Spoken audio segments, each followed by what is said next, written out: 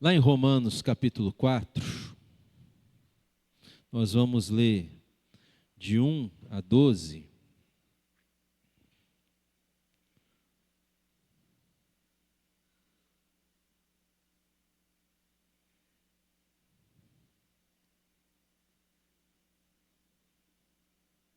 Nós vamos falar sobre dívidas, créditos, débitos, ou como eu vi uma vez, né, numa peça de humor, crébitos, né?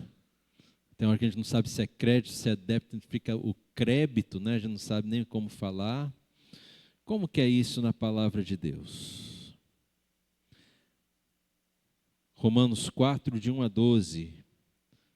Que diremos a respeito de Abraão, nosso pai segundo a carne? O que foi que ele conseguiu? Porque se Abraão foi justificado por obras, tem do que se orgulhar, porém não diante de Deus. Pois o que diz a Escritura? Ela diz: Abraão creu em Deus, e isso lhe foi atribuído para justiça. Ora, para quem trabalha, o salário não é considerado como favor, mas como dívida. Mas para quem não trabalha, porém crê naquele que justifica o ímpio, a sua fé é atribuída como justiça.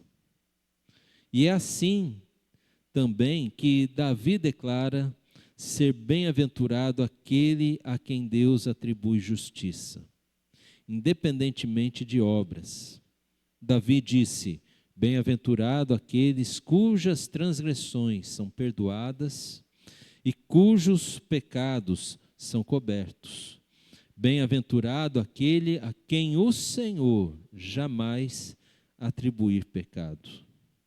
Esta bem-aventurança vem apenas sobre os circuncisos, ou será que ela vem também sobre os incircuncisos? Coisa que a gente não entende, né, gente? A gente não compreende, não vive essa realidade, né? Circuncisão é um sinal visível de um compromisso com Deus que tem a ver com a graça, tá? Mais ou menos isso, né? O prepúcio ali do órgão masculino é cortado e isso é um sinal, é um acordo, uma aliança feita com Deus, tá? Quem passa por isso é circuncidado, é algo típico dos judeus. Quem não passa por isso é incircunciso, algo típico de alguém que não é judeu, né? Não foi, continuando aqui no versículo 10, perdão, no versículo 9, né? Porque dizemos a fé foi atribuída a Abraão para a justiça. Verso 10. Como, pois, lhe foi atribuída, estando ele já circuncidado ou sendo ainda incircunciso? Não foi no regime da circuncisão, mas quando ele ainda não havia sido circuncidado. E Abraão recebeu o sinal da circuncisão como selo da justiça da fé, que teve quando ainda não havia sido circuncidado. E isto para que ele viesse a ser pai de todos os que creem, embora não circuncidados, a fim de que a justiça fosse atribuída também a eles. Ele é também pai da circuncisão, isto é, daqueles que não apenas circuncisos, mas também andam nas pisadas da fé que teve Abraão, nosso pai, antes de ser circuncidado. Bom, o que o apóstolo Paulo está querendo dizer para nós é o seguinte: Abraão não foi abençoado porque se deixou circuncidar. Não é por isso que ele recebeu tantas bênçãos de Deus. Pelo contrário, Deus primeiro o abençoou E depois, como um pacto, um sinal, uma aliança, de que esse compromisso de fé de Abraão valeria para toda a sua descendência, toda a sua geração, veio a tal da circuncisão. É nesse sentido que o apóstolo Paulo fala assim, por que Abraão foi abençoado? Ele foi abençoado porque se deixou circuncidar, porque ele fez algo para Deus, e aí Deus se tornou um devedor de Abraão. E o apóstolo Paulo conclui junto com a gente que não tem nada a ver uma coisa com a outra. Sabe, meus irmãos, muitas vezes nós, cristãos do século 21, parece que desenvolvemos uma fé que não é muito saudável quando nós fazemos coisas para Deus, como orações, como dar mais tempo para Deus, fazer o bem para o próximo, coisas legítimas, coisas muito boas em si. Mas fazemos isso na esperança de criar uma dívida de Deus para conosco, sabe? Olha o que eu estou fazendo, Deus, eu estou orando mais, eu estou fazendo bem, eu estou buscando mais o Senhor, né? Eu estou fazendo tudo certinho aqui a minha parte. E geralmente essas pessoas, quando elas têm que enfrentar alguma prova na vida, são as primeiras a perguntar o seguinte, falar a seguinte frase: onde foi que eu errei? Eu estou fazendo tudo tão direito, eu estou orando mais, eu estou fazendo bem, parei de falar palavrão, parei de buscar coisas que Deus não se agrada. Eu fiz tudo, por que Deus não está me abençoando? Por que eu estou tendo essa determinada luta na minha vida? E o que nós lemos aqui é que Deus não tem dívida com ninguém. Amém, meus irmãos? Por melhor que você viva a sua vida e a sua vida cristã, Deus nunca será teu devedor. Isso é muito importante você se lembrar. Na verdade, conforme o apóstolo Paulo coloca aqui, nós é que somos devedores do Senhor Jesus. Porque nós éramos pecadores, inimigos de Deus. E o que Jesus fez? E o que Deus fez em Jesus?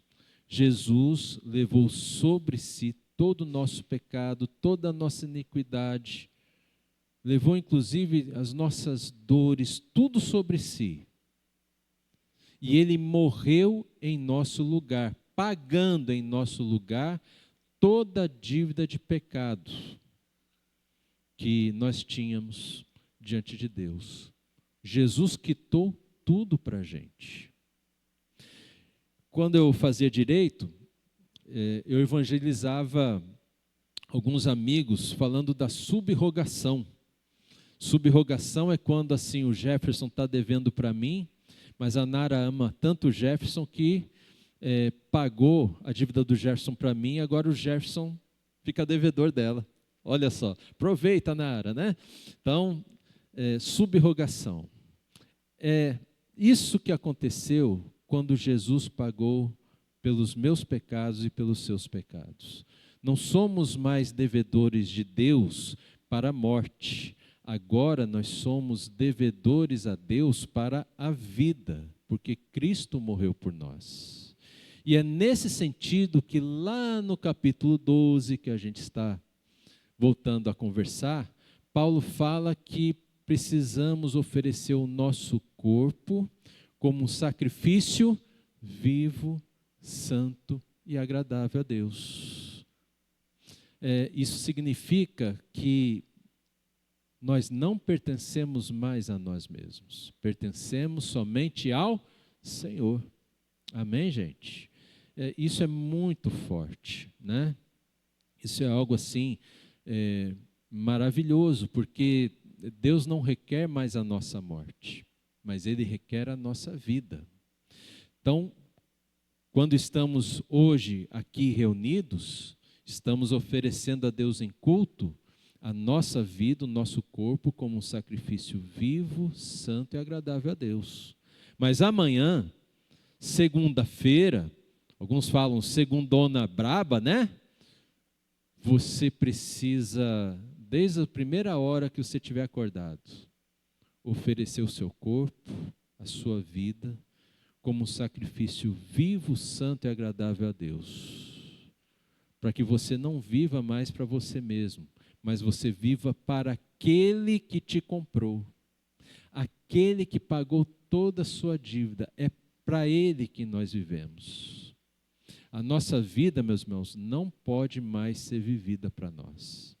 Eu postei algo no Instagram hoje, bem de manhãzinha, né? Depois que eu orei, que me chamou muita atenção, achei muito verdadeiro, né?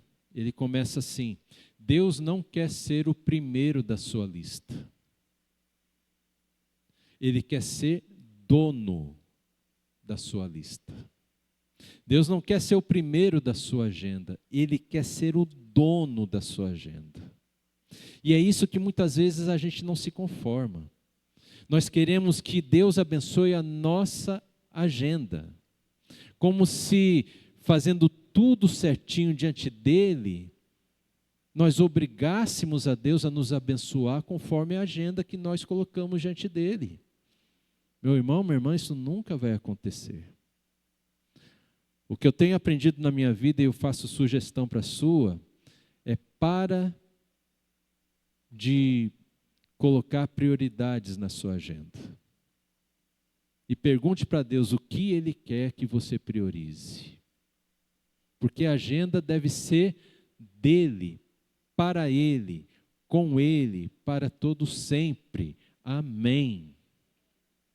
Ele é o Senhor da nossa agenda, o Senhor da nossa vida, em tudo, em todos os momentos. Então não adianta a gente barganhar com Deus, vou fazer tudo certinho, as melhores coisas, e aí Deus vai abençoar as minhas prioridades, porque Deus não trabalha assim. Deus quer que a sua prioridade seja a prioridade dEle, e não a sua. Porque senão Ele não é Senhor. Porque senão nós fazemos de Cristo um ajudante nosso.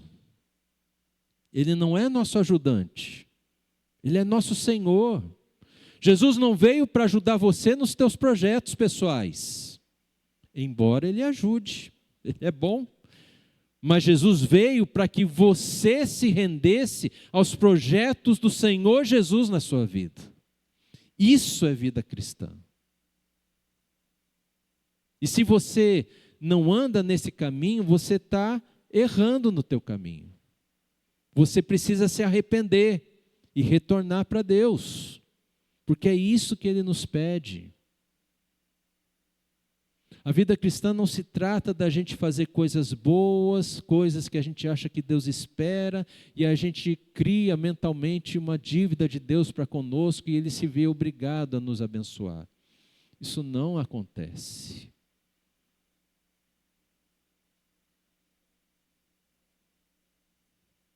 Ninguém pode usar tantos artifícios para tentar colocar Deus dentro dos seus desejos, do seu mundo. Ninguém consegue fazer isso. Nem eu, nem você. Por isso Ele precisa ser Senhor. Jesus veio para ser Senhor da minha vida, da nossa vida. E tudo o que fazemos tem que, em primeiro lugar, glorificar o nome de Deus. Por isso Jesus disse lá em Mateus 6:33, se eu errei o versículo, está por ali, né? Mas acho que é o 33. Buscar em primeiro lugar o reino de Deus e a sua, e todas as demais coisas vos serão acrescentadas. A gente não tem fé para isso, meus irmãos. A gente tem tanto medo que falte o pão, que falte o que beber, o que comer, que falte o dinheiro para pagar as contas, que a gente prioriza tudo isso e pede para Deus nos ajudar. A gente inverte a vida cristã. Não é para isso que nós fomos chamados. Não é para isso que Jesus nos salvou. Jesus nos salvou para que nós sejamos servos de Deus, né? Amém, meus irmãos? Então, é isso. Abraão, ele foi abençoado por Deus porque ele buscou a Deus. Até mesmo quando Deus pediu para ele o filho amado dele, que Deus mesmo tinha prometido. Abraão nem questionou, ele entregou o seu filho a Deus. A gente tem tanta dificuldade de entregar tanta coisa menor que um filho. Mas isso é vida cristã. A graça, ela não custa nada para nós, a graça de Deus, mas ela exige tudo de nós. Graça que não exige é graça barata, é graça falsificada. Você não paga pela tua salvação, mas a graça pela qual nós somos salvos exige tudo de nós. Porque Jesus deu a sua vida por nós. E nós agora damos a nossa vida a Jesus. Essa é a mensagem da ceia do Senhor que nós vamos participar, né? Ele deu a vida dele por nós. E agora ele quer viver dentro de nós, não como alguém que faz parte da nossa vida, mas como alguém que comanda a nossa vida. E é isso que nós estamos vindo buscar aqui hoje, e é isso que nós devemos buscar todos os dias da nossa vida. Esse senhorio de Jesus. Não é fácil, sabe, gente? Nós gostamos demais da ideia do Jesus que salva, mas não aprovamos muito a ideia do Jesus que manda. Queremos fugir do Senhor, do Jesus que tem todo o poder. Queremos fugir da ideia de Jesus que tem a última palavra. Nossa, como é bom ter Jesus como Salvador, mas nem todos aprovam que Ele seja o Senhor, porque eu quero teimosamente que a minha vida continue do jeito que sempre foi. Eu quero dar atenção mais ao meu trabalho, mais à minha vida, minha família. Eu não quero me preocupar com nada. Ou seja, eu não quero entregar nada do que é meu para Deus. Mas essa graça pela qual nós somos salvos exige tudo de nós. E se não entregarmos, não seremos servos. E não podemos, assim, anular essa salvação de Cristo Jesus. Para que Ele seja nosso Salvador, precisa ser nosso Senhor, para todo sempre. Amém, meus irmãos? Nós vamos, então, participar da ceia do Senhor. A equipe de louvor pode vir à frente. Os presbíteros, preciso de 3 pelo menos para me ajudarem aqui.